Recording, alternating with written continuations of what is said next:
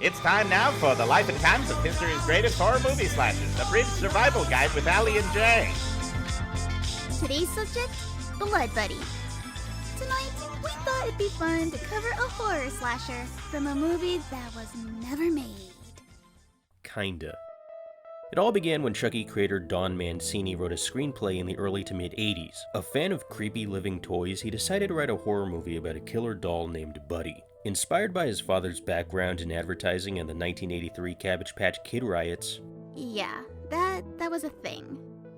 I wish we were joking. He wrote a satirical thriller based on children's marketing, which he titled Batteries Not Included, and later renamed Blood Buddy. And it was this spec script that would eventually serve as the groundwork for Child's Play in 1988.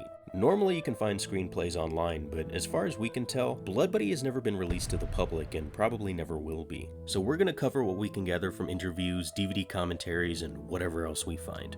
But before we talk about the villain, we have to talk about the hero. Trust me, there's a reason why.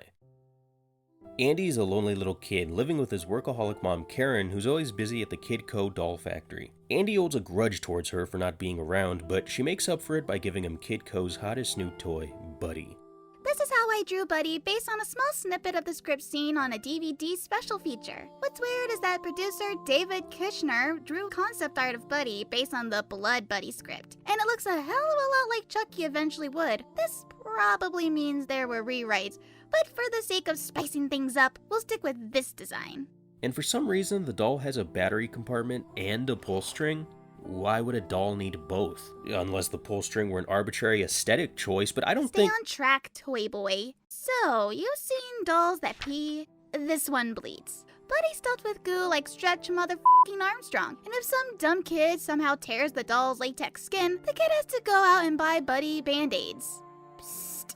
This is where the satire comes in. What right-minded parent would want this thing in their house? I don't want this fucker oozing red shit all over the carpet. Blood's already hard enough to clean out.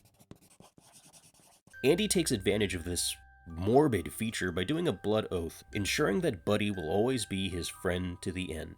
Ugh, not a smart move. If the killer doll doesn't do you in, whatever's in that toxic slime will.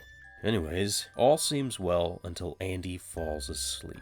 Through some sort of bizarre, supernatural, blood brother, mumbo-jumbo, Buddy comes to life as a murderous embodiment of Andy's inner rage. Now we're starting to speak my language. The first one to get the axe is Andy's teenage babysitter. Andy wants his babysitter dead. We've all been there. So after being sent to bed, Buddy comes to life and electrocutes the bitch in the bathtub. After this, everyone points fingers at Andy as the bodies begin to pile up. I read a few articles saying Andy's teacher and dentist apparently also fell victim to Buddy.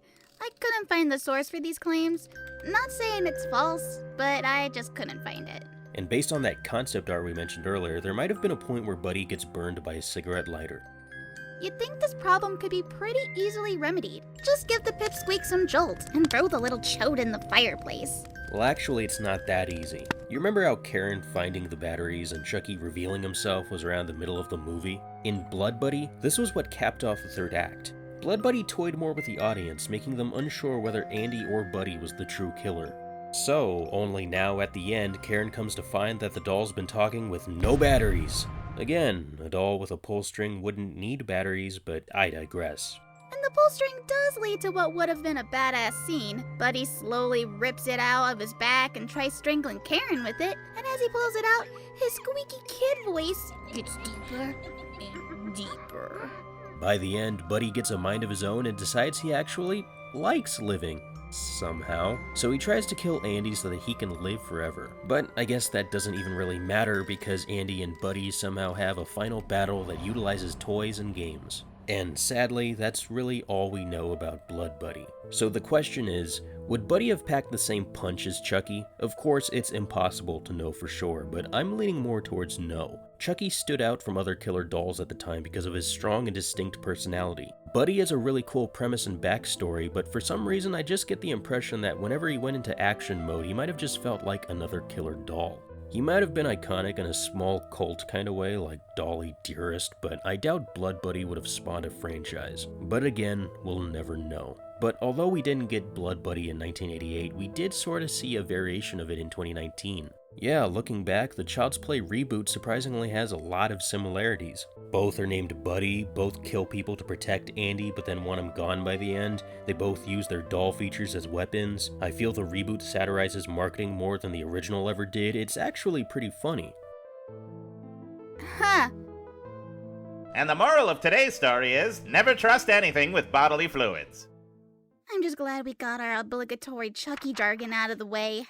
Right? Right? Fuck!